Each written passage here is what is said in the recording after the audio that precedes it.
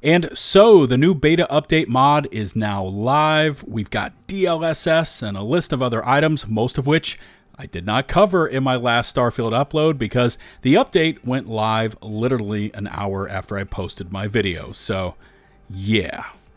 Welcome back to the channel. It's LtBuzzLitebeer, and we need to swing back around and touch on some items that were part of update 1.8.86, including what I believe to be a few stealth additions that have affected several different areas of the game, at least for me. We've also got Todd Howard reassuring fans on support and updates for the game, and we've also got a new mod that Bethesda really needs to embrace and run with, along with a few other related items and, of course, my thoughts on all of it. As always, thank you for your continued support for my Starfield uploads. In case you haven't done so already, hit subscribe and ring the notifications bell to receive my latest upload alerts. Likes, comments, shares are, of course, greatly appreciated. Chapters are in place for a smooth and easy viewing experience, and away we go.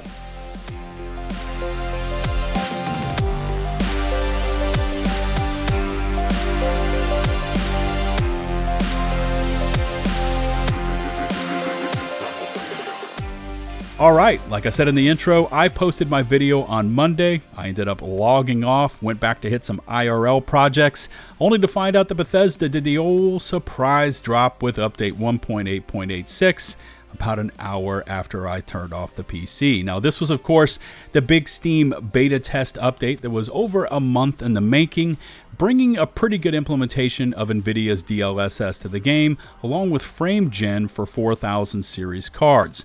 Memory-related issues and leak fixes, a shift over to more CPU cores and heavier use of those cores, along with HDR implementation, and a host of other graphical changes were also included in this update. And of course, we can't forget the inclusion of the ability to nom-nom food items straight off of plates and other areas without first picking up the food and then consuming it while having the menu open. Now, if only consuming food had some sort of strong positive, or if you were to eat something, say, spoiled, negative effect, more players might look for them and pick them up. But as it is, anytime I see food in the game, I just move along. The healing effects are so minute that it doesn't make sense to consume anything edible, especially when I've got healing packs hotkeyed to my mouse. One click and half my health is back in literally seconds. Other changes included modifications to stealth, and if there is any playstyle in Starfield I've not really spent a lot of time with, it is stealth. Sure, I have a spacesuit with chameleon on it, and a pretty decent sniper rifle, so I crouch, go invisible, and then pop unsuspecting targets, but that is far from truly being stealthy. Now, for those of you out there that have embraced your space ninja forms, let me know if this latest update has done anything significant when it comes to stealth, as I'd love some feedback on this topic.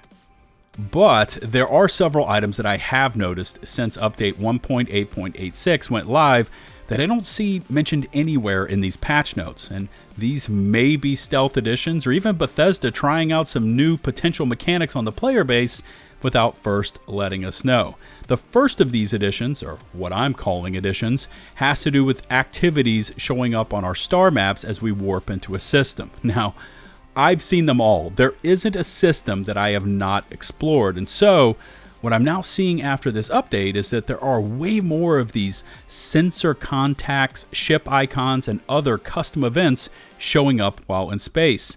Sometimes these are just supply crates floating in space. I've been jumped by spacers or Varun. I ran into this derelict PCH custom ship with radiation poisoning throughout the ship that had killed the crew.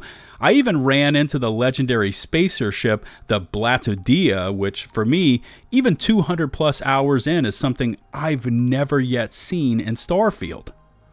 I guess my point here is that it looks and feels like Bethesda has really cranked up these map markers in space, which I haven't seen in forever, making it, at least for me, much more dynamic when I'm hopping between systems, and certainly just beats waiting for Varun in the Serpentis system when I'm looking for a bit of space combat.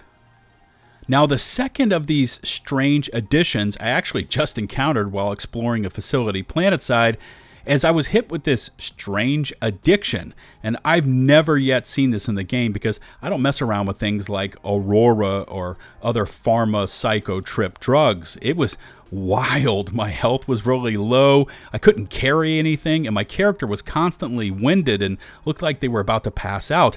Even just holding my breath to steady my sniper rifle made the screen extremely blurry. And I do remember Todd Howard talking about how the crew at Bethesda had experimented with a much more hardcore version of Starfield, and maybe they've dialed it up a few notches to see how the player base would take to it after this latest update. I, for one, am totally open to the idea of afflictions and other environmental effects taking an extreme toll on our characters, but, seeing my character in this state kind of just threw me for a loop. Like the stealth improvement question, let me know if you have run into these curious affliction states since the patch, and if so, maybe let us know how it happened and what you had to do to cure it. Oh, and let me throw this in here while we're on the topic. This affliction did not have an icon attached to it. You know how the game works? You get icons that tell you what is wrong, and then you consume whatever aid that matches that status effect. Well, this one had no icons. I had to look it up in the status effects tab, and guess what I needed to use in order to try to reverse the effects, and none of it worked. Could this actually be what Bethesda has in store for the future of the game? And we know from a recent Wired YouTube interview from Todd Howard, where he stated that there are still 250 Bethesda team members working on Starfield. A recent Gaming Bible article has expanded on that a bit further with this. Todd Howard reassures fans with support update. And by the way, at 250 members still working on the game, that equals roughly 55% of Bethesda still actively engaged with Starfield. Now, this Gaming Bible article concludes with this. It says, what this means for Starfield is, at least for now, we'll see more additions and tweaks. It was this guaranteed support that saved Fallout 76 from its initial weak performance a couple of years ago, so we could see that same outcome with Starfield. It's likely this team will keep on working until they slowly make their way over to the next Elder Scrolls game. Now, I've spoken about 76 in the past many times, and I've heard so many compliments about the state of the game now, about how vastly improved the experience had become, and it feels like Starfield will have an equally steep climb to commit to. Now, in terms of polish at launch, there is no comparison between these two. Starfield wins that argument hands down, but the areas that it does need work or even complete overhauls has to do with major core gameplay and mechanics, like it needs seamless exploration, a million more custom sites and experiences to push through, planetside vehicles, more content, and of course, bug fixes. Maybe those noted issues and the dropping Steam ratings have led to the first reduction in prices for the game that I've seen since launch, because Steam is currently running a 20% off promo with the base game, taking it from $69.99 down to $55.99, starting back on November the 20th and running up through November 28th. Likewise, the premium edition has shed some weight as well, reducing it by $15.